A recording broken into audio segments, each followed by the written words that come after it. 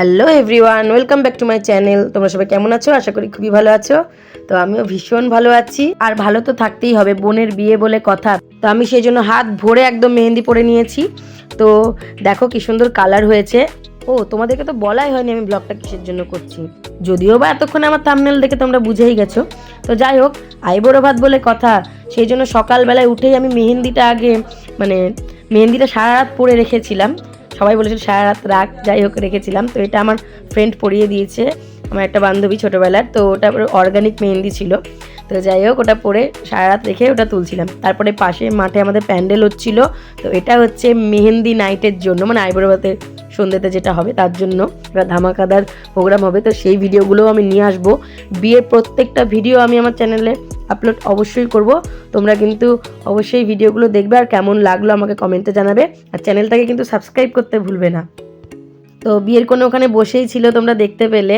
তো আমার বেদসোনাও উঠে পড়েছে। তো আমরা সবাই মিলে সকাল সকাল সেদিন উঠে গেছিলাম, যেহেতু বাড়িতে অনেক কাজ।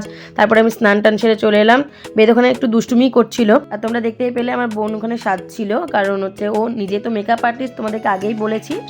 তো সেই জন্য আইবুড়ো ভাতের লুকটাও নিজেই ক্রিয়েট করেছে। আর এখানে আমার দিদা আইবুড়ো ভাতের যে বোনকে খাবারটা দেবে সেটা রান্না করছিল। তারপর আমি ছাদেও চলে এসেছিলাম এক চক্কর দিতেই, যে রান্না বান্না কত দূর।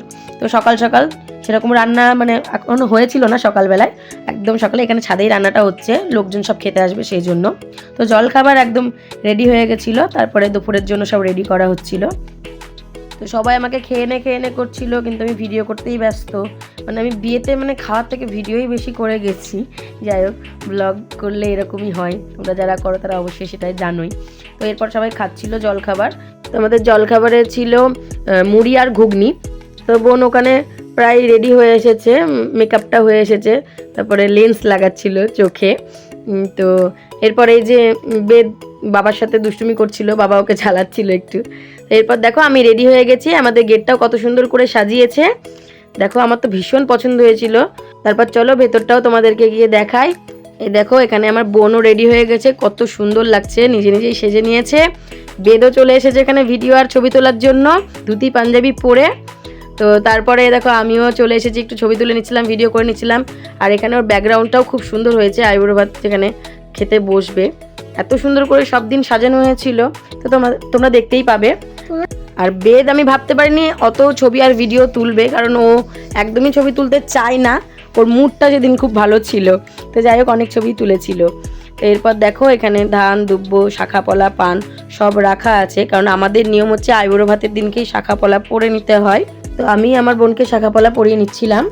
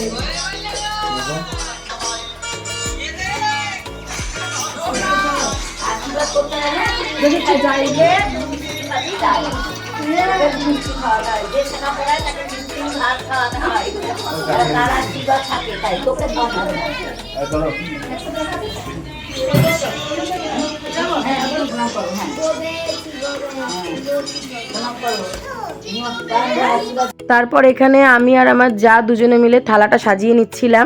তো তার জন্য পান, ফুল টুল অনেক কিছুই আনানো হয়েছিল, এগুলো আমার বোনের খুব শখ আর কি। তো তার জন্য আমি সাজিয়ে নিচ্ছিলাম। এখন তো সব সাজিয়ে গুছিয়েই খেতে দেয় এখন, এগুলো বেশ চলে আর কি, পান ফুল দিয়ে সাজিয়ে। তো তোমরা তো জানোই, তো সেই জন্য একটু সাজিয়ে নিচ্ছিলাম যতটা পারছিলাম।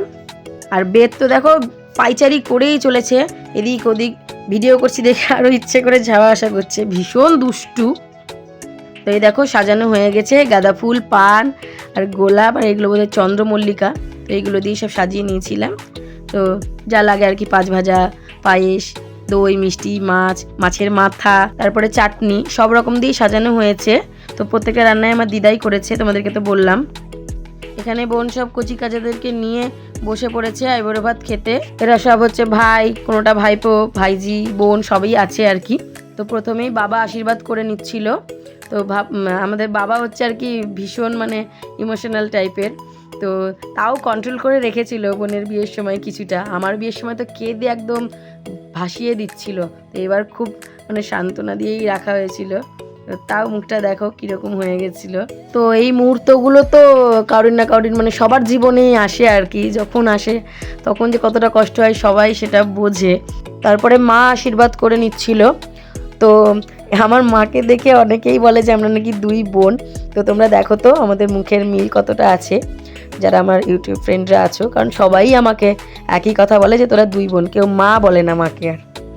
তো মাও তো শেষবারের মতো মেয়েকে আইবুড়ো ভাত খাওয়াচ্ছে, এটা বিয়ের আগে শেষবারের মতো আইবুড়ো ভাত খাওয়ার। আর আমার বোন হচ্ছে খুবই স্ট্রং, ও একদম কাঁদতে পারে না, কান্না দেখাতেও পারে না, মানে চোখ দিয়ে খুব কমই জল পড়বে, এতটাই ও চাপা স্বভাবের। তো এই মুহূর্তে হয়তো অনেকেই কাঁদতে লাগে বা কেউ হয়তো ভাববে যে কাঁদছে না কেন, কিন্তু ভীষণই চাপা, পারে না, মানে বুকের ভেতর কষ্ট হয় কিন্তু তাও কাঁদতে পারে না। তো যাই হোক, এটা আমার দিদা এবার আশীর্বাদ করে নিচ্ছিল, আর তারপরেই ঠাকুমা আশীর্বাদ করে নিচ্ছিল। আর বেদ ওখানে বসে বসে ঝামেলা করছিল, দেখো কেউ কে রাগাচ্ছিল আরও মানে কীরকম মুখটা করছিল। তো এই যে এটা হচ্ছে আমার মায়ের মানে পিসি, নিজের পিসি, আশীর্বাদ করছিল। আর এটা হচ্ছে আমাদের পিসি, আর ওই যে সাদা জামা পরে বসে আছে ছেলেটাকে দেখতে পাচ্ছ, ওটা হচ্ছে পিসির ছেলে, আমাদের ছোট্ট ভাই। আর পাশে যার সাথে গল্প করছে ওটা আমার জায়ের মেয়ে, তো অনেক ভিডিওতেই ওদেরকে দেখেছো। আর এটা হচ্ছে আমার বাবার মামি, তো আমাদের ঠাকুমাই হচ্ছে। তো এরপর আমি আশীর্বাদ করে নিলাম, চলে এসেছি আশীর্বাদ করতে।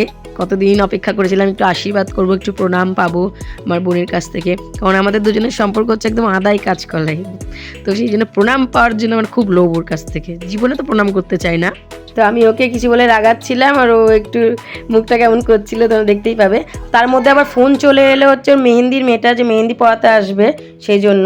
তো এরপর আমি ওকে গিফট দিয়ে নিচ্ছিলাম, ওকে একটা গোল্ড চোকার দিয়েছি আমি। তো এটা ওকে আমার অনেক বছর ধরে বলাই ছিল যে তোর বিয়েতে আমি এরকম গোল্ড চোকার একটা দেবই, সেটা আমার খুব শখ ছিল, ওরও খুব ইচ্ছে ছিল, আমাকে বলেও ছিল, সেই জন্য আমি ওটাই ওকে দেওয়ার চেষ্টা করেছি। আর ভীষণ পছন্দ হয়েছে ডিজাইনটা, মানে ক্যামেরাতে যে করেছে আমি জানি না কতটা তুলতে পেরেছে, ওই হালকা একটু যা বোঝা যাচ্ছে। তো আমি তোমাদেরকে অন্য এক সময় ওটার ভিডিও তোমাদেরকে ছোট্ট করে শেয়ার করে দেবো। এবার আমি নিজে আশীর্বাদ করার পর বোনের পাশে ট্রান্সফার হয়ে গেলাম। তো এটা আমার হচ্ছে মাসি শাশুড়ি, আমার শ্বশুরবাড়ির তরফ থেকে।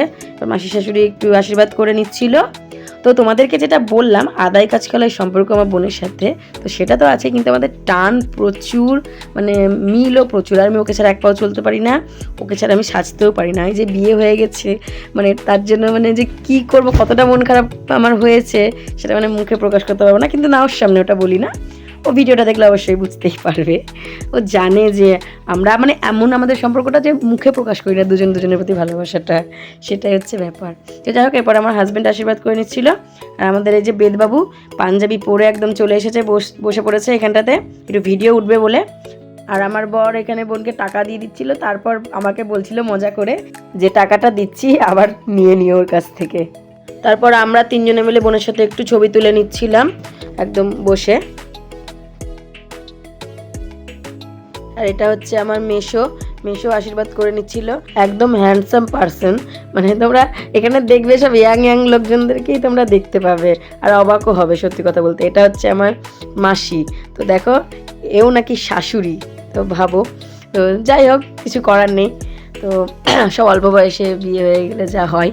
আর এটা হচ্ছে আমার মোস্ট হ্যান্ডসাম ব্রাদার, এই মাসির ছেলে আর কি। দেখো একদম মেয়েরা ক্রাশ খাই পুরো। আর আমার বেদের হচ্ছে জম, কারণ বেদ একে ছাড়া জীবনে কাউকে ভয় পেলেও না, পাবেও না হয়তো। মানে আমার ভাইটাকে ও সব থেকে বেশি ভয় পায়, আর কাউকে ভয় পায় না, ওকে দেখলেই হলো। যাই হোক, আর এ হচ্ছে আমার কাকা, আর তারপরে এলো আমার জা। তো আমার যাকেও চেনো, কারণ আমি অনেক ব্লগেই ওকে মানে দেখিয়েছি, তো ও আশীর্বাদ করে নিল। আর এটা হচ্ছে আমার মানে বাবার মামা, তো ভীষণ তাড়াহুড়োর মধ্যে আশীর্বাদটা করলো আর কি, আমার যা আশীর্বাদ করছিল তখনই, এরকম ধরনেরই মজার মানুষ।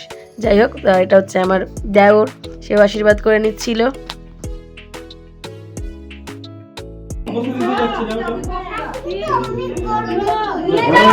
আর একটু আগেই তোমাদেরকে দেখালাম কাকা, তো এটা তার বউ।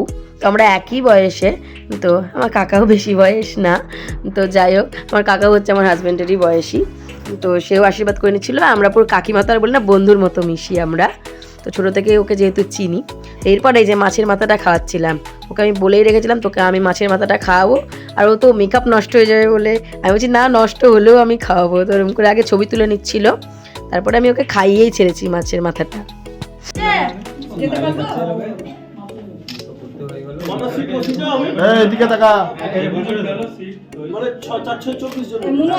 এরপর আমার মাসি ওকে খাইয়ে দিচ্ছিল, কারণ আর নিজের হাতে খেলো না, মাসি বললো আই খাইয়ে দিই। তো তারপরে মজার ব্যাপারটা হচ্ছে, যেই খাবারটুকু ছিল সবাই আমাকে বললো খেয়ে নিতে, তুই দিদি হোস, তাই মাসি বললো তুইও বাবার যাবে কেন, তুইও খেয়ে নে।